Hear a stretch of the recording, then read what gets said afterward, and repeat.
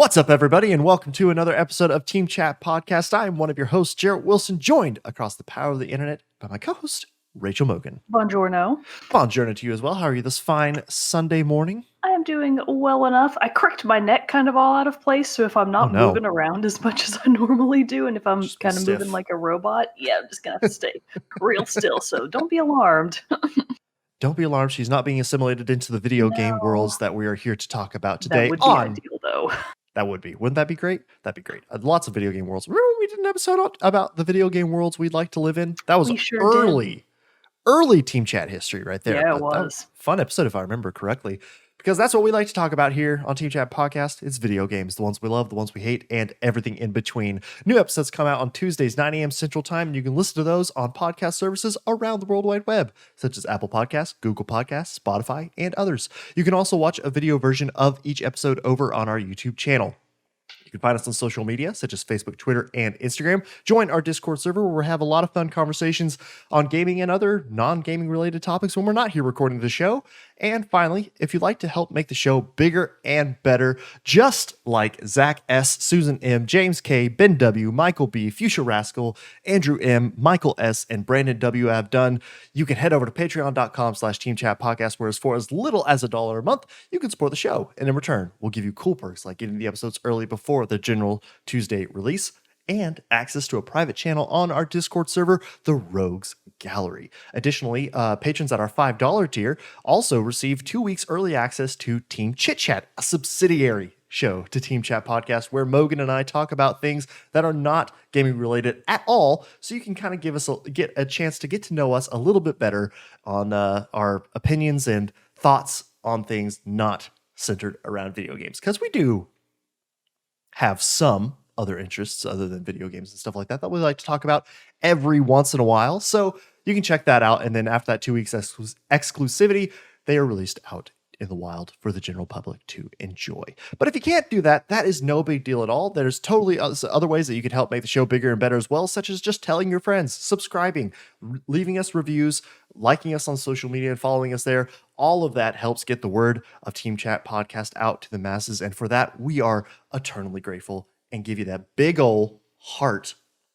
It is really hard to do a heart emoji with my hands and make it look good. But a heart emoji, what's wrong with we your love you hands? all. They're just too big. I just can't do anything with them. I don't know. But also, this episode of Team Chat Podcast is brought to you by Bowed Up. Bowed Up is a modern Asian brand that combines traditional bao techniques with more modern and Texas-inspired fillings. Their goal is to provide a very convenient experience with satisfying food. And I don't know about you, Mogan, but I have been very satisfied with all the Bowed Up that we have eaten. It has been delicious. One of our live episode that we did last week, they supplied us with some grub during our episode, and my God, it was just some damn delicious stuff. I had a brisket bao, so good. Pork bao, chicken bao, fried chicken. You had some noodles and tofu. You know how breakfast is like split right down the middle between, okay, it can either be healthy, like eggs and fruit and stuff. Right. Or it's perfectly acceptable for it to just be various types of cake that you're eating and calling it breakfast. Bowed Up has a Nutella bao. Oh, man. I want to get that one next. It's supposed to be like a dessert bao, I'm sure, but I'm thinking, man, that could be a breakfast bao. For sure it could be. It's got like Nutella. A Nutella pancake. It's just a biscuit filled with just Nutella. Bao. Exactly. I think they also have one that's like an egg custard, which is really common in a lot of in a lot of Asian desserts, but I don't know. Like, I've been too scared to try it yet. So the menu of Bowed Up is our oyster. We can try it out and try out all these delectable treats and delights and delicious foods that they have for us over there at Bowed Up. So it's in the Austin area. So if you're here in Austin or in the surrounding areas, go try out Bowed Up and tell them Team Chat sent you. Yeah. I don't know what that'll do for you, but you can just tell them that. Probably. Just tell them. Just tell them your good friends. Your good friends sent you to try out some good, delicious food. But before we get into the main topic of the day, we do have to do what's new and coming out soon in our Moment with Mogan. All right, just in case you missed it, because the last 2 episodes have been a bonus-ode and a live episode. So out already as of March 4th are No Surge. It could be No Surge, no idea. Are No Surge DX and Ciel No Surge DX both came out for the PlayStation 4, Switch, and PC. I assume those are JRPGs based on the fact that there are two being released side by side, and they have a very stupid shared name. Loop Hero is out for PC. That's Loop Hero. Sea of Solitude Director's Cut. God, my stupid gaming schedule is so packed right now, but I really want to play Sea of Solitude. Anyways, the Director's Cut is now out for Switch. I believe they announced that at a Nintendo Direct a long-ass time ago. 2 Point Hospital Jumbo Edition is out now for PS4, Xbox One, and Switch. And then as of today, March 9th, the following are out. Apex Legends for the Switch. It's finally here. Party all the time. Me and Just Mike Plays, we're going to be dropping. You're going to be dropping on the Switches. I'm very excited about that. You can miss me with that drop. I'll be on the sidelines, like cheering for you. Good. We'll get Bro Mogan to play too, because he said that. Because I found out in one of my streams last week that he actually really likes the game, but then said that you and Cody were just like, no, we're not playing with that with you. Yeah, not interested. So yeah, get Bro Mogan in there. Also on March 9th, we've got Genso Skydrift for the PlayStation 4.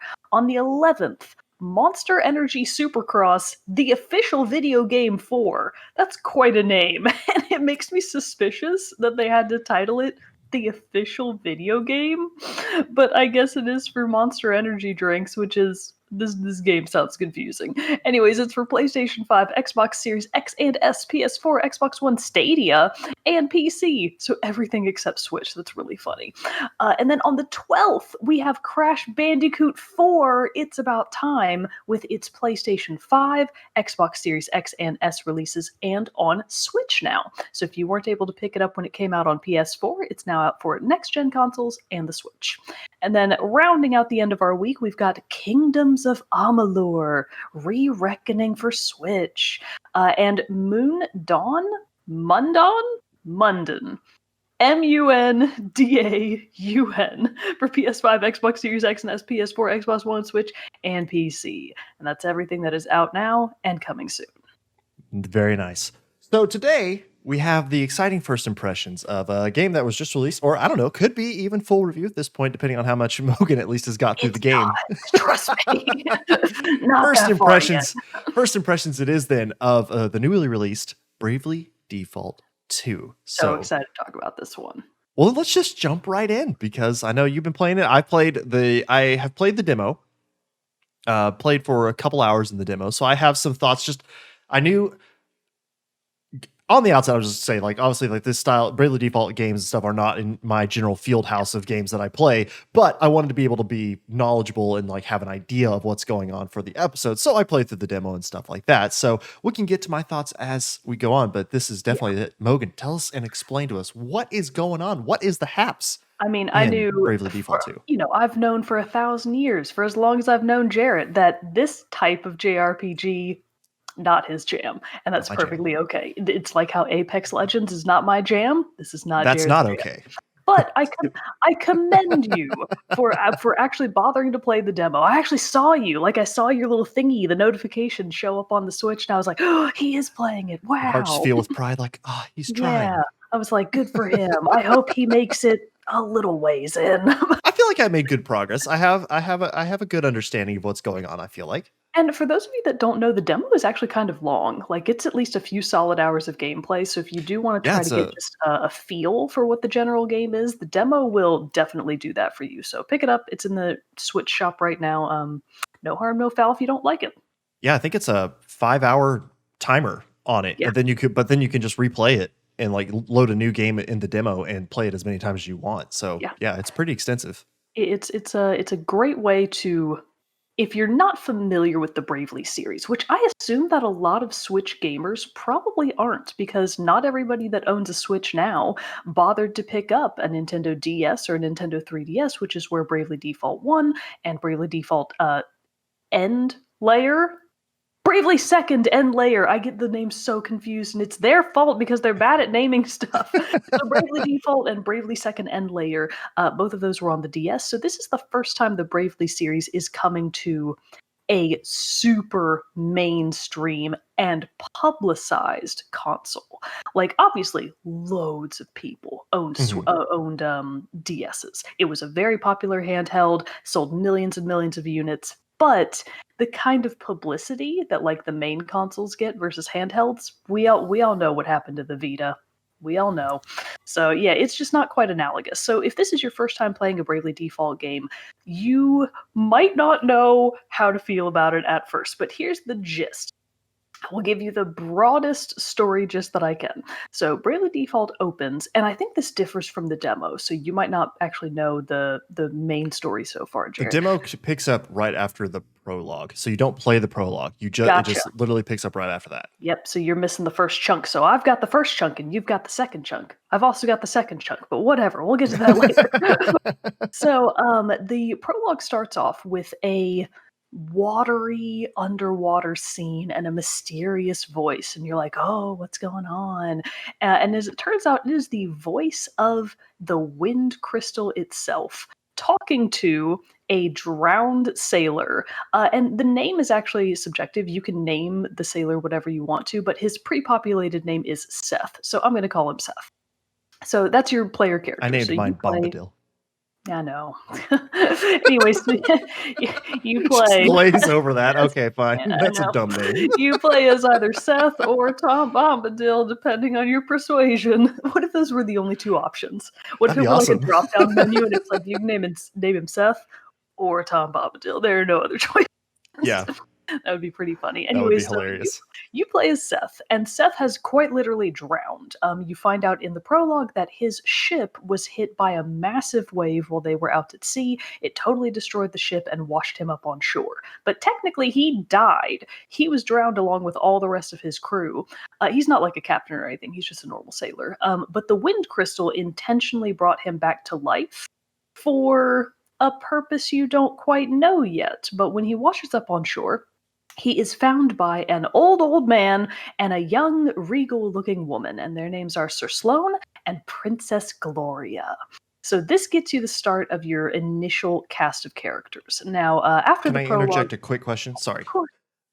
Are the crystals, the Earth or this wind crystal, is that a carryover from the first Bravely Default and Bravely Second? Are those like the elements that are like kind of the core of the world? Yes. Super good question. First of all, the answer is yes. So the very concept of crystals being a center point of a JRPG is an old holdover from the really early Final Fantasy games. Okay. So the fact that crystals are even in a JRPG, just think of it as like a normal thematic element of so many JRPGs. So I think it is actually a little bit overdone at this point. Like when I realized that crystals were going to be a core thing of Bravely Default 2, part of me was like, again? Because it is the same 4 crystals every time. It's the earth, air, water, and fire crystals. And it's always those 4. It's never like darkness and pestilence. It's never the 4 horsemen of the apocalypse crystals, which would be way more fun, I think. That would be.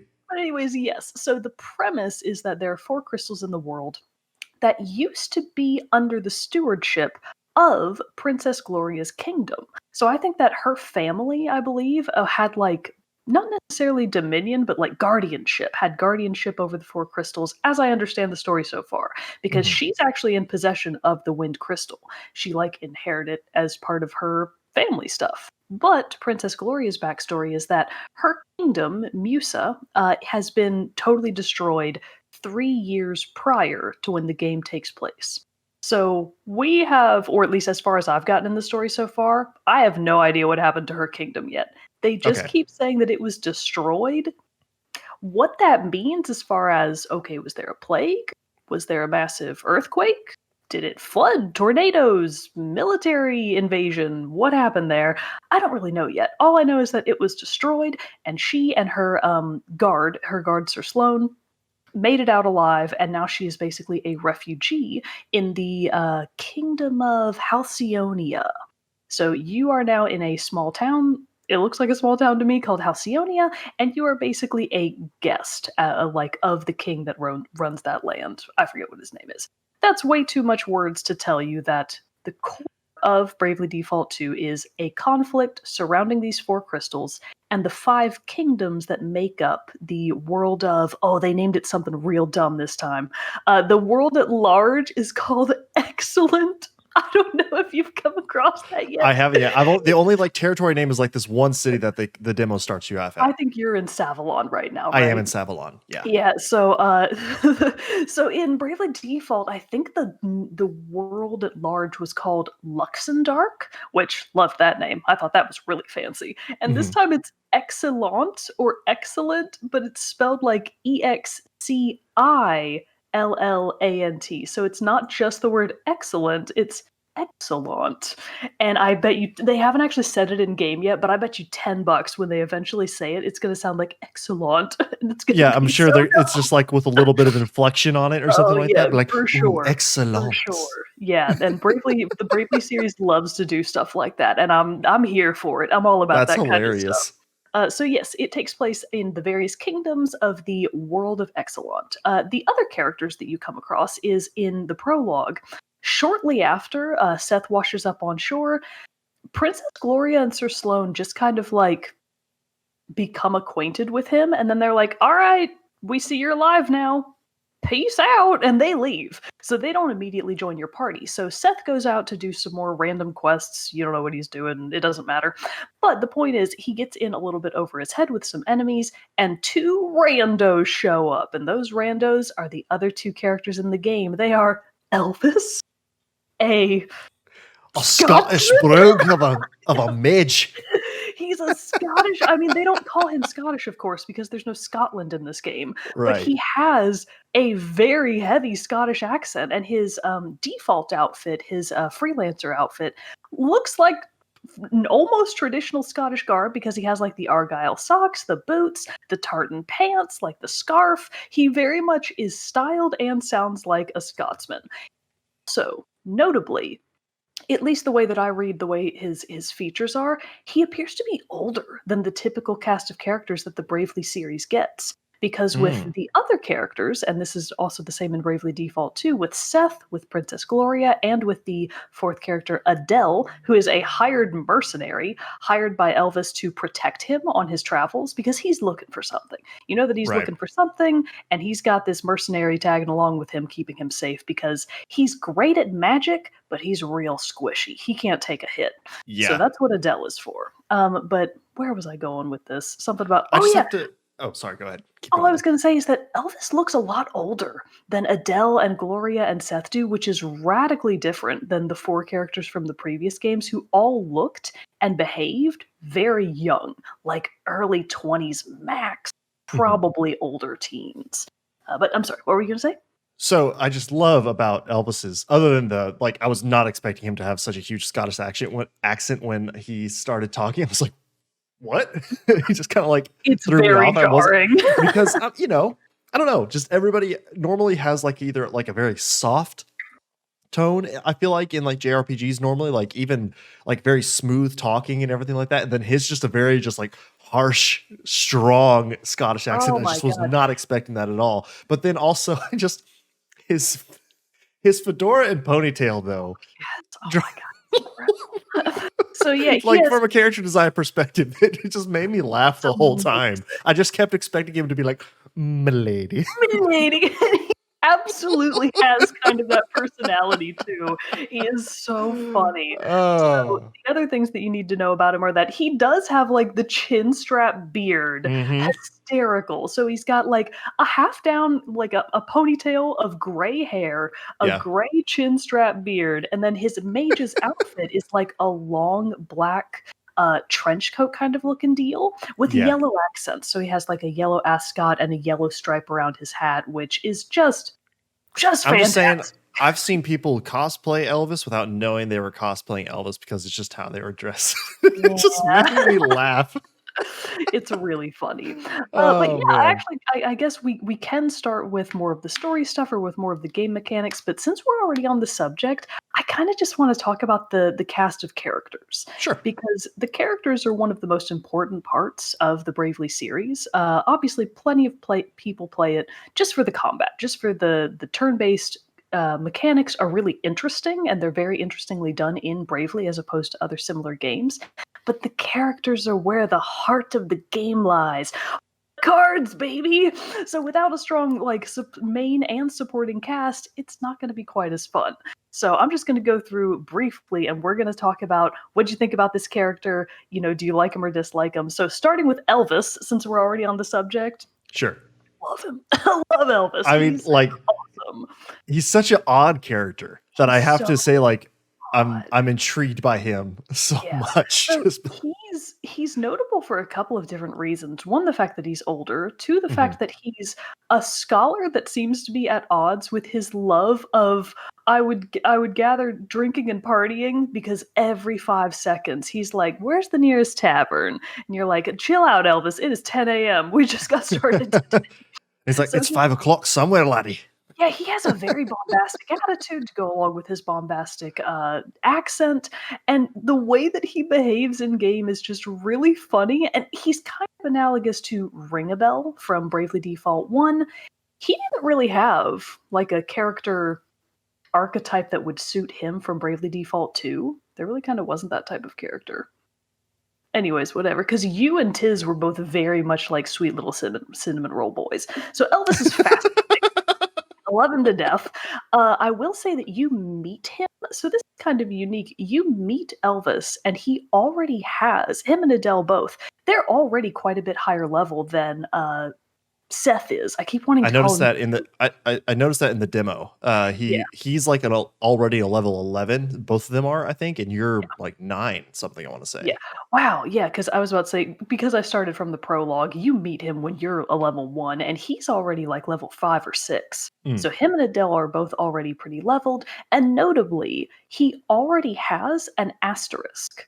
So this is one of the core elements of the Bravely Default series, is that you have the ability to equip your characters with various job classes like mage, white mage, black mage, thief, vanguard, which is like a big, very physically based type of guardian. I don't know what you want to call them. But the point is, the job classes are one of the most important elements of the Bravely Default games.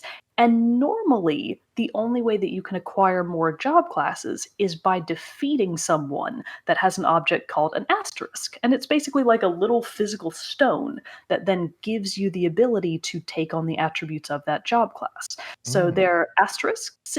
Oh god, it's so hard to say. They're asterisk holders. And for whatever reason, Elvis already has the Black Mage asterisk, which is actually a little bit notable, because normally when you start these games, your default job class is Freelancer. So because of the fact that he starts with the Black Mage asterisk, I'm really hard time trying to, within myself, switch him off of Black Mage, because I've got about 5 job classes now, and I'm like, but he's the Black Mage. It's who he is. His voice lines, that's because it's what you're introduced to. You're like, oh yeah, that's his job class forever. So I'm really struggling to put him on other job classes, but I've been trying. And I think part of the problem is that no matter what outfit I put him into, none of them look as correct as the Black Mage outfit does. But yeah, that's Elvis, and he's incredible. I'm actually where I got to in the demo. I unlocked an asterisk and was able to get a new job class. Yeah. Which one did you get? I think it's spoilery if I say. Oh, I'm going to talk about it no matter. Well, it's in the demo. It's in the demo, I guess. So, Bard. Oh, they put the Bard in the demo. Okay, because there were 2 versions of the demo. The old one that I played and the new one that you've played. Actually did not finish the first demo because it was really fucking hard. It was so hard, and some of the feedback from the first demo was, you guys made this game too hard, and they were like, oh shit, okay, we'll scale it back. So I mean, I definitely had some had to redo fights and stuff a few times, got a few game overs and stuff like that in just doing the demo. And I mean, granted, that makes sense because I'm not familiar really with turn-based fighting games in this style. So it makes sense I would make mistakes and die. But I was also like, this feels hard for a demo. It's actually pretty hard. We'll talk about that later. So the other characters are, along with Elvis, is Adele. And for the life of me, I cannot decide where I think her accent is from. What's your best guess? I honestly don't remember it that well. So I don't really know if I have it. I assumed all of them were all just like English accents. Well, so the thing is, depending on like when she speaks, Adele occasionally sounds like she also has a light Scottish accent. And I just can't figure out if that's where she's supposed to sound like she's from, or if it's just the voice actress like doing a certain affectation. I don't know what's going on there, but it sounds really nice. Adele's voice actress, it does a really good job. Adele's a fun character. She's kind of hard for me to pin down right now because according to the sections that I've played, Adele's motivation for being part of this party is she's following Elvis around because Elvis is paying her, for starters. She's good at fighting, and Elvis is paying her. But the reason that she wanted to accompany him in the first place is he's traveling, and she's looking for her missing sister.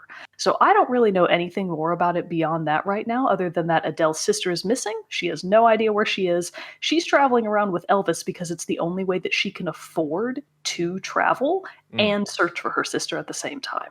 So that's kind of as much as I know about Adele right now. She has kind of an older sister, like sort of playful personality. She's a little bit serious, but not super serious. So she is always kind of acting as the character foil to Elvis, trying to like rein him back in. But she's definitely not overbearing. She doesn't come across as like the naggy archetype or anything like that. So I'm really all about Adele. Her default outfit is so cute. Her freelancer outfit, she has like this cute little blue top and like these fun flowy white pants. She looks very much like a thief. But I don't like that's not her job class. She's just a freelancer like the other ones. So she just kind of looks like that. And she also notably has white hair. I don't know what is up with Bravely Default 2 and these white-haired characters, because I'm running into them everywhere. Presumably you will too at some point, maybe if you keep playing the game, but you probably won't, so that's okay. But anyway, so those are the first two characters. The next one, of course, is Seth. Seth kind of has... He's just new Tiz. He's just new Tiz. If you've played Tiz being a character from first Bravely Default? Okay. If you've played Bravely Default 1 and 2, because he's in both games, he's just new Tiz.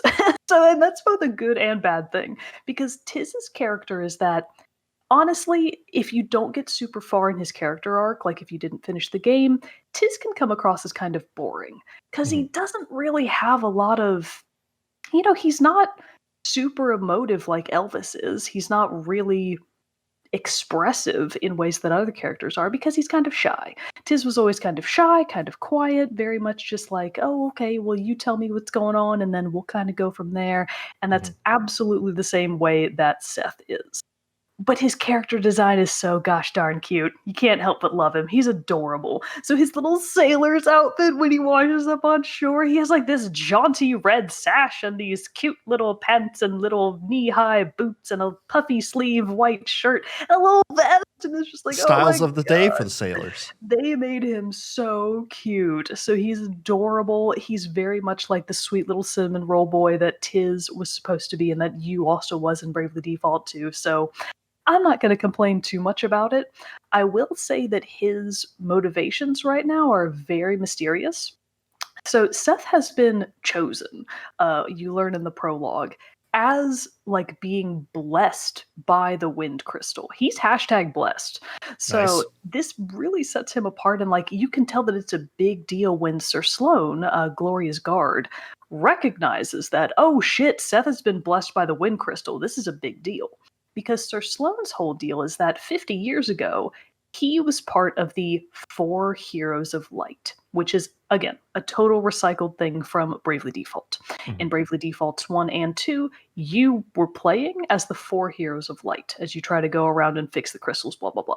Sir Sloan apparently also did that, but in some other context. You gather that it's loosely related to the crystals, you're not really sure. But so Sir Sloan was a hero of light. Now he's old and retired. He's like, it's not my turn anymore. You're the new hero of light, kid. You're blessed by the wind crystal. So Seth is like, okay. But you can tell that Seth is just kind of like along for the ride. He washes up on shore. Princess Gloria and Sir Sloan find him. He gets blessed by the wind crystal and he's like, okay. Yeah, I'll just go along with this. He doesn't really have This is any, my like, lot now. I yeah, it's guess I just have to his go lot along with now. it. Yeah. And Sir Sloan even kind of puts this really heavy burden on him right off the bat. He's like, listen, kid, I'm on my way out, as you can see by my very, very oldness. I'm going to need you to take care of Princess Gloria and literally dedicate your whole life to her. Your job is to guard her with your life. He has known Seth for a day. Seth does That's a not lot to know. throw on It's somebody. a lot to throw on someone right out the gate. And again, Seth is just like, okay, yeah, I'll do it. Like, no pushback at all, which I think is actually kind of weird. And I don't know where his character arc is going, but I hope it goes somewhere, because right now there's not a lot for me to kind of have to form an opinion, like a full opinion of Seth, which is why this is a first impressions and not a full review. That's Because right. right now Seth is very cute, very sweet, not a lot. What's going on in that head empty? What's happening there? Yeah. So I don't really know. The fourth character is Princess Gloria, and she's actually currently my favorite. I love Princess Gloria. In the first two games, there were Agnes, who was the major character in Bravely Default 1, and then the second one really focused more on Idia Lee and the new character Magnolia Arch. Love both of them to pieces. But Princess Gloria is different. She's hashtag different. So, for starters, as we talked about, Princess Gloria is a princess of no kingdom. Her kingdom of Musa is no more. You presume that everyone she knew, except for Sir Sloan, is probably dead. She doesn't mention her parents at all, except for once, the brief amount of time that I've been able to play the game so far. I think I'm about 10 hours in. When I last counted, I think I had clocked just over 10 hours. So you don't really know what's going on with her ruined kingdom exactly. You just know that she's a refugee princess on, just looking for whatever she's going to do next. Her motivation is she's realizing that there are things happening in the world that are basically environmental disasters. The desert kingdom of Savalon has flooded, and you're like, what's going on here? Why is it flooded? This is the desert. And meanwhile, out in the ocean, there are these massive waves destroying boats right, left, and center. Something's going on with the oceans. So you know that things are not quite in balance. And that's because something's wrong with the 4 elemental crystals. Very standard JRPG stuff. But because Princess Gloria hails from a family that is basically in charge of making sure that the crystals stay in balance, she's like, okay, this is my job.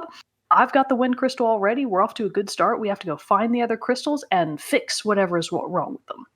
So Princess Gloria's motivations are arguably the most clear-cut right away. You know exactly what she's about, you know exactly what her goals are, and her personality to go along with it is actually kind of refreshing.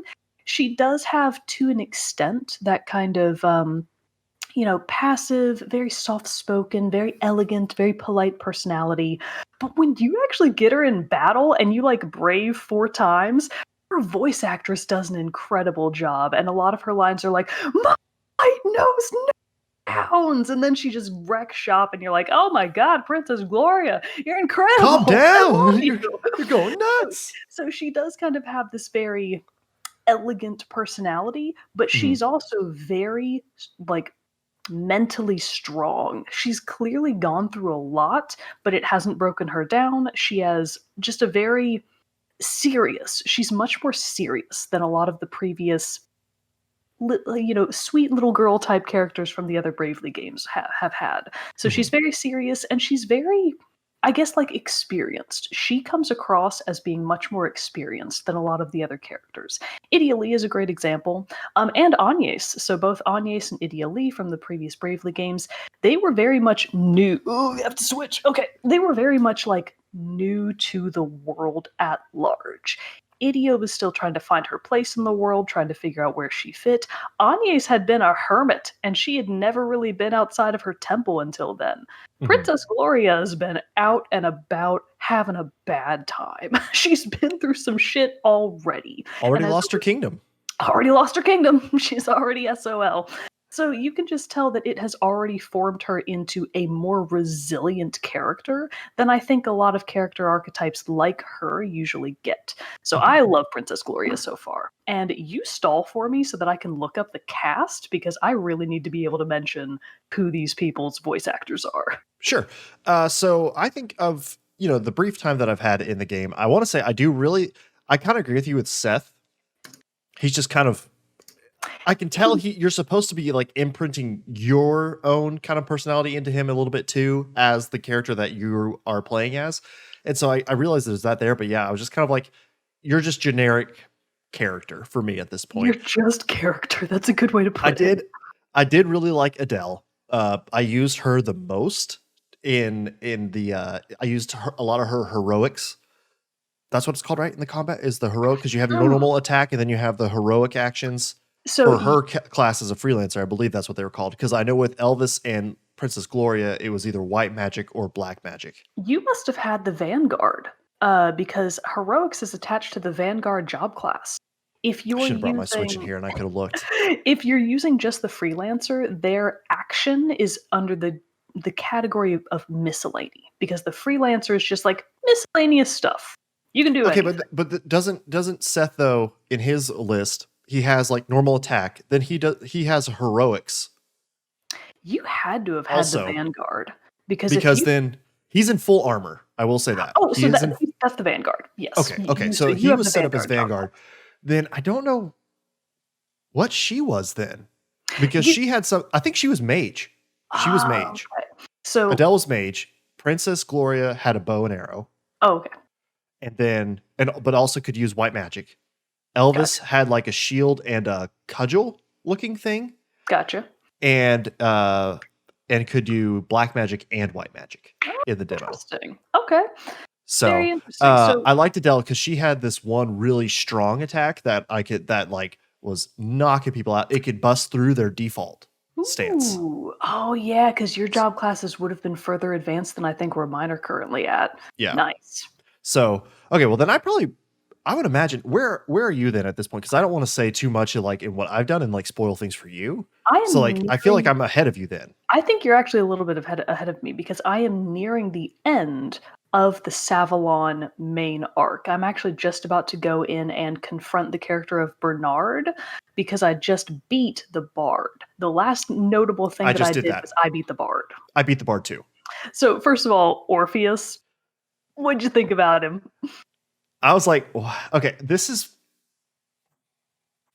part of the problem I have a little bit with JR, with why it's harder for me. It's just that style of him being like a boss and like kind of like this bad guy, and it just doesn't translate as well for me as of like I'm having a really hard time describing why this like doesn't click, but like his character specifically, I was like, why this doesn't work for me that as much and harder for me to get behind. It's just because it's like,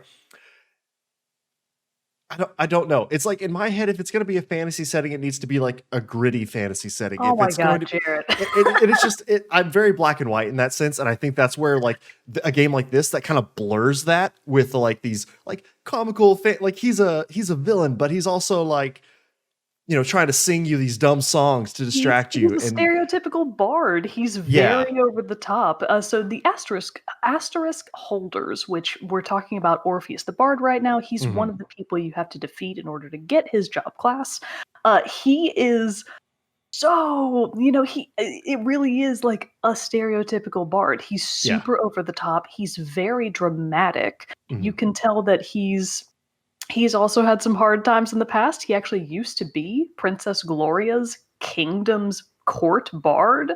Right. And then he was embezzling money from them and they were like, no, get out of here. So they kicked him out and he fell on some super hard times. And now he wants revenge against Princess Gloria for not letting him embezzle from them. Yeah, it's like, no, dude, that's not how this works. But that's the thing. He's supposed to be like this comical villain, and that's really common in the Bravely series, is that the asterisk holders you encounter, they usually are equal parts villain, sometimes not as much of a villain, and just comic relief. They are very frequently meant to be super over the top stereotypes of their job class, and they're just that to the nth degree, and that kind of is their personality. But they always he's have got a like lot of long flowing, he's like very like flamboyant in all his yeah, movements when yeah, he's yeah. like doing He's his very defaults and his dancer-like, attacks, very absolutely. dancer like, yeah. Yeah. And so he but yeah, I was kind of just like, and all of his his lines and stuff too, like he even says like, I'll see you on the flip side at one point. And I'm just Yeah. like, what? I don't know. I'm doing a poor job of saying it. Just for whatever reason, it just that aesthetic, I guess, and like how characters are presented, like they are in Bravely Default 2 and stuff like that, just doesn't click with me as well, I Yeah, guess. I totally get it. It's a little campy. It's a little Yeah. campy, it's a little cheesy, and some people don't really like that so much. So I understand. For me personally, that's what I'm here for. That's what I showed up to the game for. For sure, for sure. And from everything you've talked about the games and like the characters and what you've liked of the characters so far, I'm like, I know you wouldn't be playing it if you didn't love how the characters were presented and how the world was presented and stuff like that. Yeah. But no, oh sorry.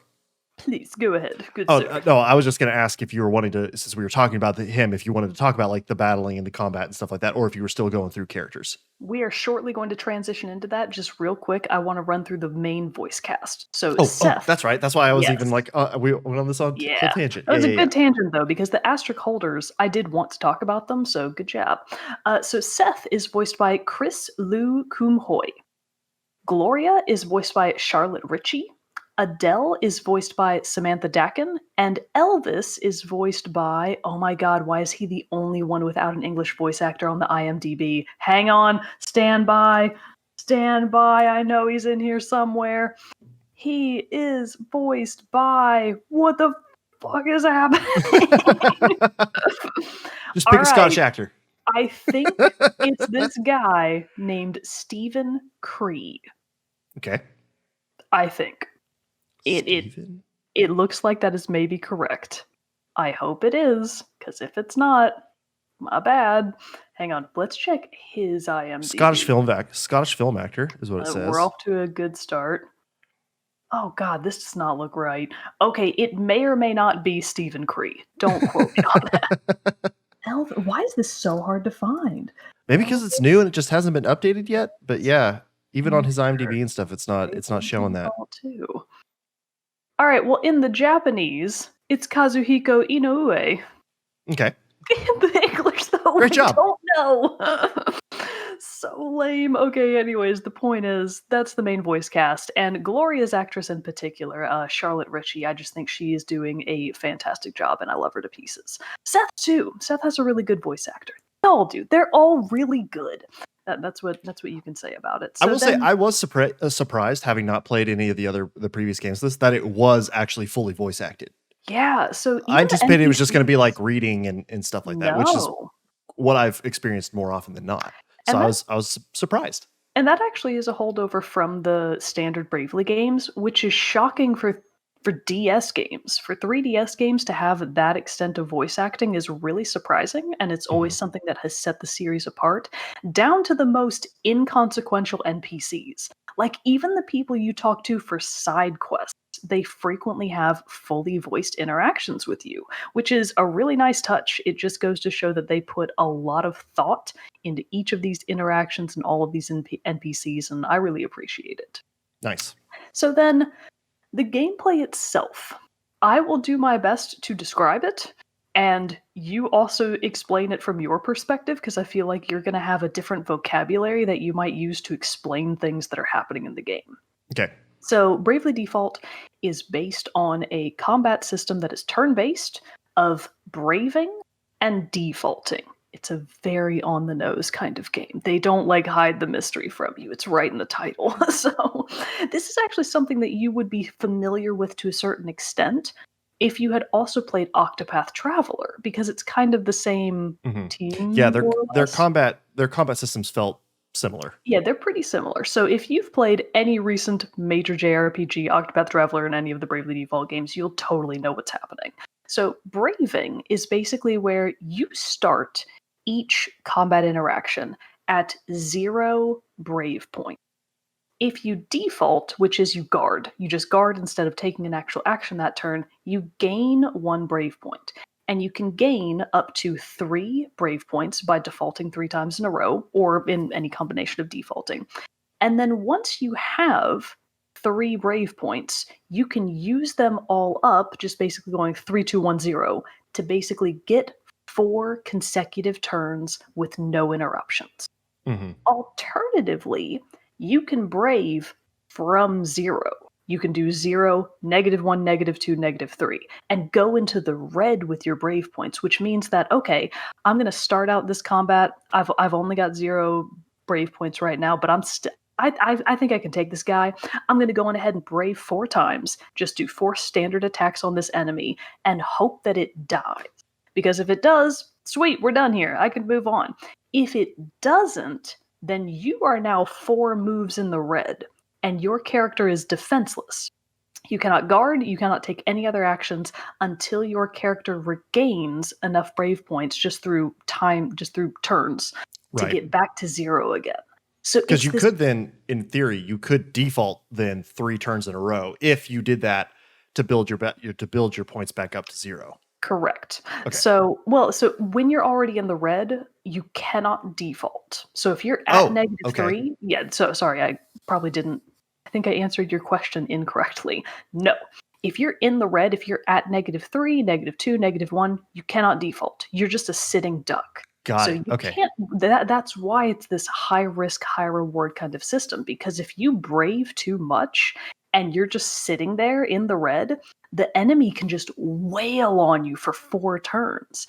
And in this game especially, 4 turns of not being able to respond, you can't heal, you can't use items, you can't, unless it's another character doing it for you. Right.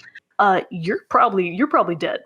If you can't defend and you're about to take 4 hits, you're gonna die. Game. Like even monsters that you come across, like smaller monsters can do a pretty heavy attack on you. They sure can. So we'll get to more of the difficulty in a hot second, but the combat is basically, okay, you've got these brave points. You can either brave and default for each of your characters. Use this system wisely, because if you F it up, you're dead. The enemy also has that same system. Now, I will say that most small enemies brave very rarely. Mm-hmm. Most small enemies will do a mix of defaulting and standard attacks. They do scale, so the more difficult enemies are more likely to actually use brave and attack you for big points, but it's not super common. Bosses are where the brave and default system becomes extremely important, because if you don't get the flow right and you take the wrong amount of hits, you will get a game over. Did you get a game over on the Bard, on Orpheus? Oh, yeah. Yeah. Really? I did two times, I think. And then I even like on some of the monster fights before you got to him in those shifting ruins, like same thing. I got a couple there too, just because it just didn't play it smart and trying to figure out the system and everything. I didn't, but the only reason I didn't is because I had one of my characters. It was Seth. Seth was actually my white mage, my healer. I had him equipped with an item that prevented him from falling asleep, because that Orpheus's sleep thing was killing me. I was using Gloria as my white mage, and he was putting her to sleep like all the time. Exactly. And I didn't even think about it. Like, it wasn't on purpose. He just happened to be wearing an anti-sleep item, and I was like, oh, thank God. Because Orpheus was trying. He was like, okay, gonna put him to sleep now. And Seth was like, ha ha, you stupid bitch. You think you're gonna put me to sleep? So the only reason I lived is because my white mage was immune to sleep. Yeah. Everybody else, like Gloria was actually dead at the time that we beat him, so she didn't get any of the experience or job points. No. Yeah, like, no. I had all 4 alive when I did finally beat him, and they leveled up so much. I was just like, keep that XP coming. Come on. Because like I started the fight out with him, and he's got what, 4 or 5 supporting monsters with him? Yeah, he's got 4 supporting monsters. And they're all pretty heavy, like 800. They were all big monsters. Yeah, 800 HP monsters. And I finally got through them, and I was feeling good. I got through all them. All 4 of my people, I'd kept them like their health up pretty high. I was like, I'm doing great. But then we kept hitting Orpheus, and even like Prince Castor from Savalon. Yeah. was with you too, and he's hitting him, doing like some serious damage. And I'm like, this dude's not dying. What's going on?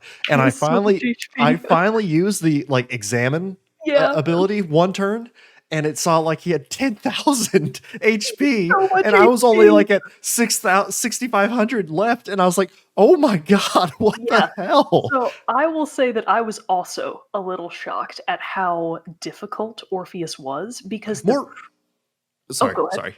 More because he felt like a bullet sponge. Yeah, he would like you just were hammering hits into him because I was trying so hard to kill him, but he really had some serious HP. And in comparison to the 3 previous asterisk holder fights I had, because I actually had to fight the white mage holder, the vanguard holder, and the monk class. So it was the monk an option for you? Monk was Adele. Adele was Monk. So she must have had Qigong Wave? Yes. I was using that all the time. I just recently got the Monk, and I haven't really had much time to level it up to that extent yet, but Monk class is so great. I think I've got Adele on Monk right now because it's awesome. So anyways, yes, the Monk fighter, the White Mage, and the Vanguard, the Monk was kind of hard. The white mage and the vanguard holders were so easy. I was like, is this a joke? So I was like, oh, this game's gonna be easy. And then I ran into Orpheus and I was like, oh shit, this game's he was so hard. Never mind. I was just kidding about that. So yeah, that's a pretty good overview of basic combat. It's a mix of braving, defaulting, and using standard attacks and your job specific attack. So this is where we can kind of talk about the job system in general, because it is more nuanced than you might think because of the ability to use main and subclasses. So this is one of my favorite things, both about Bravely and about Octopath Traveler, because Octopath Traveler had the exact same system. So any character can be any job class at any time. You can have a whole party of black mages. You can have all black mages on main and you'll be really powerful but real squishy. Or you can have each character do something different. If you just need a little more magic, maybe 2 of them can be black mages, or maybe 2 white mages if you're dying too much. So I love that you have the freedom to put any character on any job class at any time. You can change these as long as you're out of combat. If you're out of combat, you can change job classes, bam, bam, bam, just whatever you want to do. For the main, the subs, though, are where things get really interesting. Because when you have a character on a main job class, let's say, for example, Elvis is a great example of this. So your job class levels up along with you, but it levels on a different system. So you have your main experience points, which are just your general level, and then you have your job class level. And depending on how much you have actually bothered to level up a job class, your character might be incredible or shitty at that job class, which affects what kinds of powers they're actually able to do. So if you start off as the basic black mage and you're level 1, you only have fire. Fire is your only magical ability. That's it. At level 2, you get blizzard. At level 3, you get thunder. At level 4, you get poison. At level 5, you get blizzara. At level 6, you get Fyra. That was actually out of order. You get Fyra, then Blizzara. And then at level 7, you get Thundara. At level 8, you get Asper Attack. But this is what's important. The 6 starting ones, all those magic attacks I just listed, are main attacks. You can only do them if you are the Black Mage on main or the Black Mage on subclass. However, Asper Attack, that 8th item, that 8th power that you get by leveling up that job class, is a passive ability. And this is where the system gets fun. Because a passive ability, once you unlock it, you can equip that passive ability to your list of abilities and use it even if you're not that job class. So now that Elvis has Asper Attack, which is basically when you attack somebody, you get back MP in return, which is really helpful if you're trying to keep up your MP because most of your special abilities cost magic points. Right. So now he can be the monk on main and he can be the vanguard on sub, and I can still equip that special passive from the black mage as one of his abilities. so helpful. That's very nice. Other passives that kind of unlock with him as well are lunar powered, which means you have stronger magic at night. And this is where this is where you start to see the threads kind of start to connect. The white mage has a different ability called solar powered, which is, your restorative power, your healing power is stronger in the daytime. So if you had leveled up a black mage and a white mage on the same character, you could combine both and have them be solar powered and lunar powered and have Asper attack all in the same character. So they're really just generating all that stuff. Yeah, the passives are where this type of gameplay becomes really interesting, because you basically get to have this broad view of what all the job classes do and then look at what complements other job classes. It doesn't make sense to have the Vanguard's defensive passives on the monk. The monk's not defending. That's ridiculous. But maybe your monk actually does need a little bit more MP. In that case, maybe you should actually get Asper attack from the black mage, put it on your monk. Your monk strictly does physical attacks and then gets MP in return to do more physical attacks. It's a really interesting system of, man, I have to level up a bunch of different job classes to make a character that is something you've never seen before. And it's a system that I personally get a very high amount of reward out of. I love just dicking around on the menu, looking at what you can combine into one character and just being like, oh, this is the best. I'm having such a good time. Well, it gives you something else to shoot for other than just randomly upgrading stuff. Exactly, if you can see like the eventual, perks of being able to put all these things together, it gives you another goal, which I think is good, because sometimes, like in the standard Western RPG, I feel like that levels out with just armor sets. Yeah. Like you combine, you get the helmet, chest piece, arms, legs, and boots for this armor, and then you get like that extra bonus passive ability that you can then, affect with amulets, rings, belts, stuff like that. But so it's kind of cool then that it's all built in around this job class, and it's that building and leveling up the job class that is where all those passives and things tie together. That's pretty interesting and a big difference from other stuff I've played. Yeah, something else I want to point out that I don't know if it was the case in Bravely Default 1 and Bravely 2nd End Layer. God, I hate the way they named these games. If this was the same in those games, I never noticed or I don't remember. So if I'm wrong about this, my bad. But I think this is new to Bravely Default 2. I unequipped every character. I took all of their equipment off. Oh, okay, real quick sidebar. Equipment. Equipment is very important because different job classes excel at certain types of equipment. For example, the Black Mage has a really high efficiency level with staves and with staffs. Not so much with swords and daggers. The Vanguard, great with swords, great with shields, incredible at stuff. The Monk does best with no weapons at all, baby. The weapons are these! So different equipment does have different efficiency levels depending on which job class you currently have a character on. Just wanted to say that real quick. Okay. So, I unequipped every character of everything. I put them all on the basic freelancer job class, which is basically no job class. You're just kind of a well-rounded character. You're kind of good at everything and you kind of suck at everything also. I noticed that there is no difference in base character stats if you have no equipment on and no job class. It only depends on level. For example, Gloria was level 9 at the time, and most of her base stats were 32, 32, 32, 32. And then her HP was like 895 or something like that. Yeah. Seth, Elvis, and Adele were all level 10. Their stats were exactly the same. 100% the same across the board, which I don't think was the case in Bravely Default. Again, I could totally be wrong about that. I could have not had equipment unequipped or something like that. But I thought that was really interesting because it means that there is no inherent skill that any one character actually excels at. It means they are blank slates, and everything that you do to them to increase or decrease their stats is 100% up to equipment and job class, and that's it. I think that's really nice because it means that characters like Gloria, who are, oh, she's your white mage, she's your healer, No, she's not. She's exactly the same as the other characters. And if you want to put her on Vanguard and give her 2 axes and just have her go to town on people, she's exactly as capable of being able to do that as Elvis is. And it also means that Adele is just as much a black mage as Elvis. So I think it's a really interesting equalizing system that I personally really appreciate.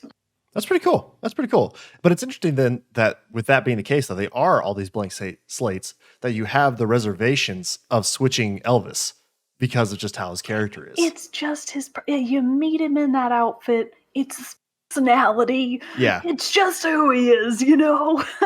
So I'm sure I will eventually break out of it in the pursuit of passives from other job classes to make him the ultimate black mage. So the best he can be. Just the best he can be. So it's a really intricate system. I really enjoy it. And this is one of the best things about it. And this is just the level of detail that you can always rely on the Bravely series for. So each job class comes with a completely different outfit for your character. To the extent that if you have all 4 characters on Black Mage, the 2 male characters, the 2 female characters, they will still all have unique Black Mage outfits to them. It's not just like, oh, the male characters get this version of the Vanguard. The female characters get this version of the Vanguard. No. Each of them is different. They look a little similar to each other because, of course, they're all the same job class, but each of them has like their own color scheme, their own special accents. The shapes are a little bit different. For example, when you put the Black Mage onto Gloria, yes, she has a long black cloak, but she's also got the hood up and it's more shaped like a dress, and she has cute little boots on, and it's just like, oh my god, you're so adorable. Dude, the monk looks so cool in this game. Yeah, I'll think I'll find it. There was actually a monk class in Bravely Default 2nd, at least in Bravely 2nd. I think also in Bravely Default 1. Oh yeah, it's one of like the first ones you get. There was the monk class in the previous 2 games as well, but it was ugly as hell. It was not cute. They made it so cute in Bravely Default 2. It's one of my favorite. The outfits.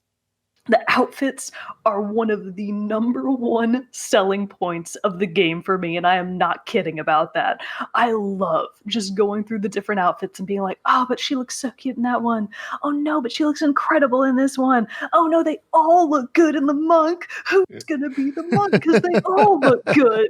It's my favorite thing about the games. I will never get over it. The most exciting part for me of getting a new asterisk is that I get to go through a whole new fashion show. It's like, oh, this is the best day of my life. I get to figure out how they all look.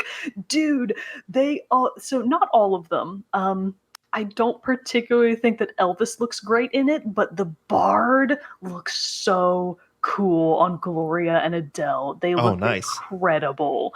Anyways, that's my favorite part of the game is the outfits. 10 out of 10 outfits. You gotta look good while you're out there adventuring, you know? Would play dress up again. Nice. Goodness, excuse me. So where else were you on to go? I don't remember. I think that's kind of it, right?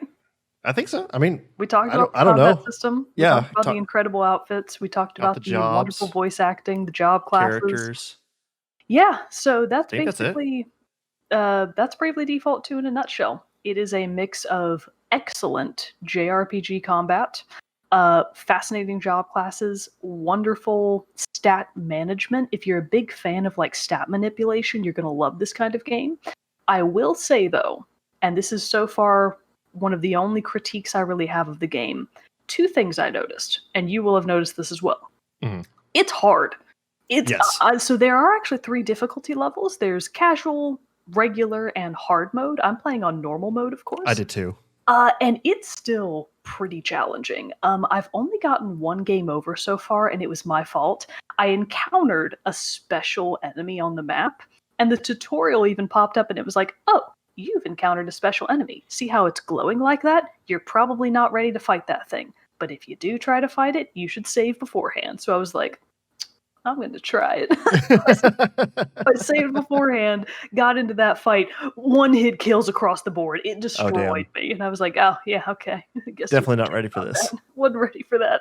So, but outside of the special enemies, even regular ones are hard as shit. Not all of them. Some of them do eventually become really easy, but the game gives you a really interesting... Oh my god, I can't believe I forgot to talk about this. Situated. The way that you encounter enemies on the map is different than it was in the other Bravely games. This is like brand new to Bravely Default 2. So in previous games, and in many, I would even hazard to say most, in most JRPGs, you fall into combat through a randomized system.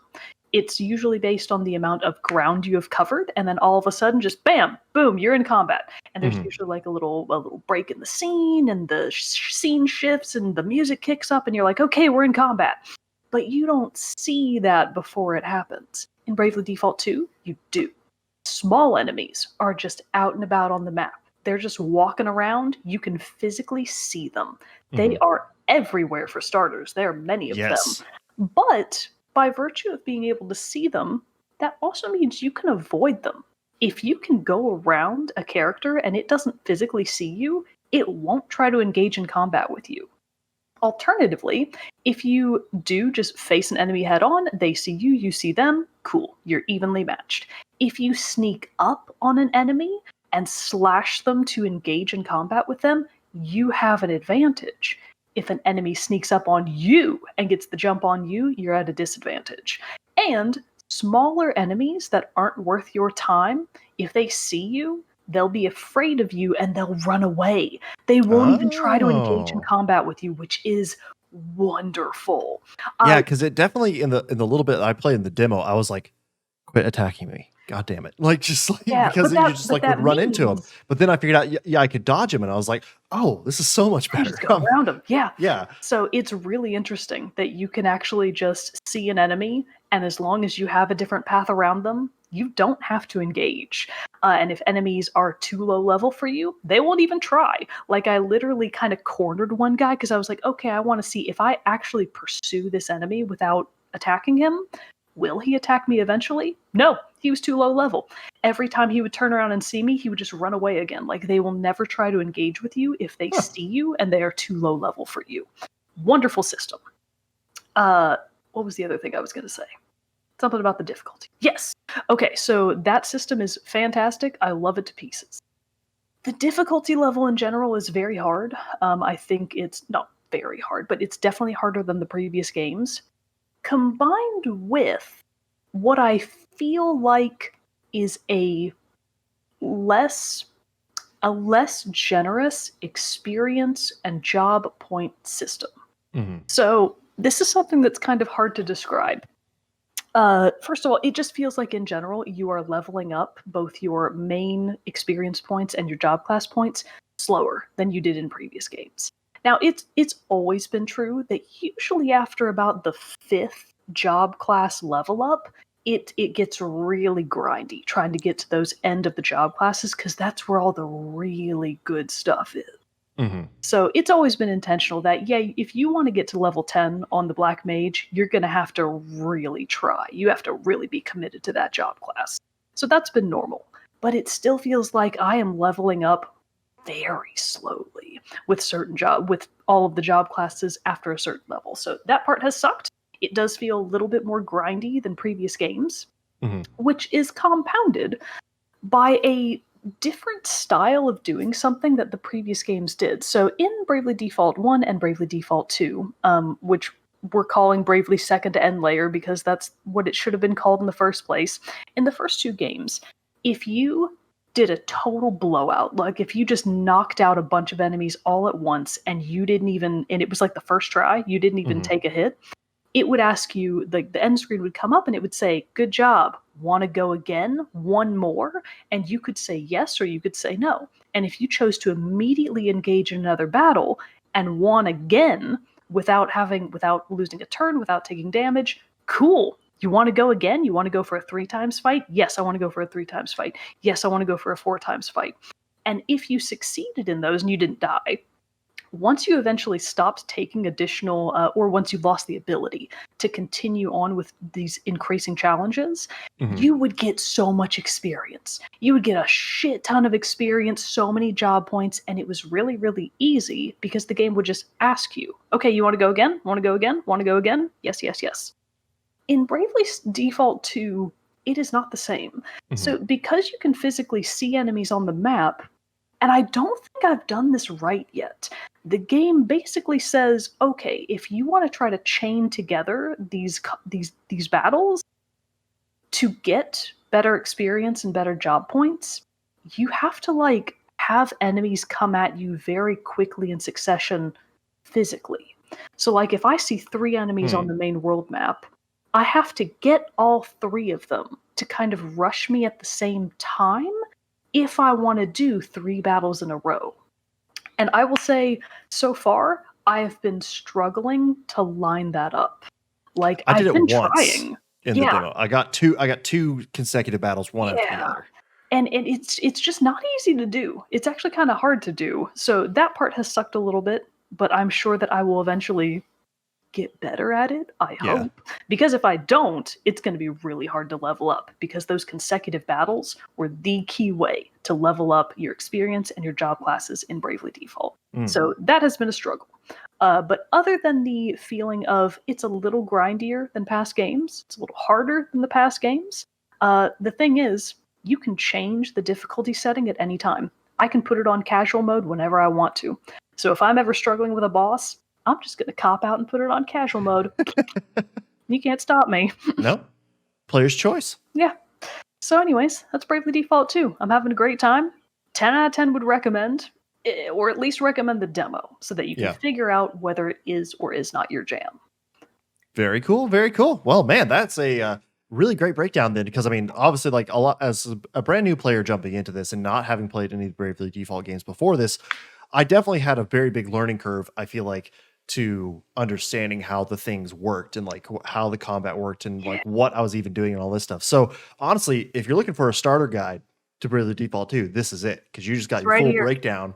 Mogan just basically provided the walkthrough guide of getting started of the demo of like how to get started. Well, no, I'm serious. Like I feel like I could start the game now and know better of what I'm actually doing and how to like build things together and eliminate so much of the guesswork that I already encountered. So, you know, I feel like game.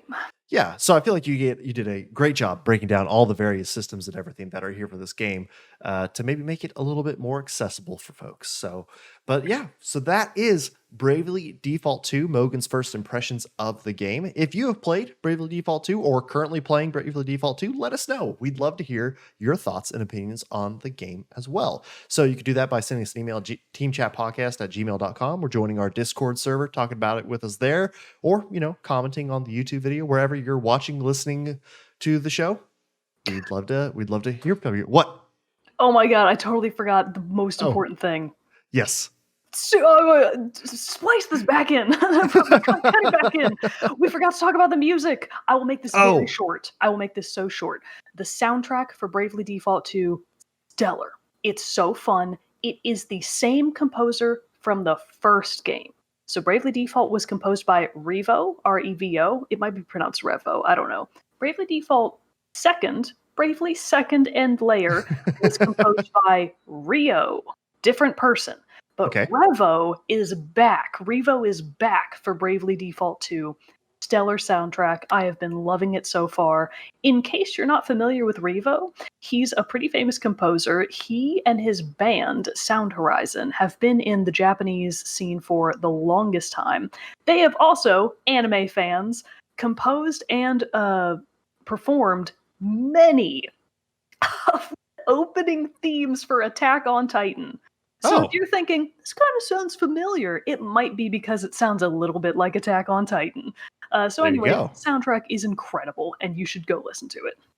Very nice. How long do you think is like on YouTube, or because it's probably not on Spotify or something like that at this point, right? I don't know. The JRPGs feel like their soundtracks take a little bit longer to get over onto like Spotify, so you usually have to go the YouTube route for stuff like that. All right, soundtrack. It is on YouTube, so it looks like the full, or at least a good chunk of the soundtrack is on YouTube right now. Very nice. So yeah, What's check that it out. runtime? It's Does it tell you? Huh? How long does it tell you how long the soundtrack is to get that runtime for it? They're all different videos. Oh, it's all different. It's not one big one. Yeah, I like it when people do that so you can see the full duration of the stuff. But yeah, great music to go along with your great fantastic journey as you try to bring balance back to the four crystals. It's very Avatar: The Last Airbender. But yeah, thanks for joining us, everybody, for this episode of Team Chat Podcast. Again, let us know what you think of Bravely Default 2. And I guess we will see you all next week for another brand new episode. But until then, I am one of your hosts, Jarrett Wilson, joined across the power of the internet by Rachel Mogan. Adios. We'll see you all next time.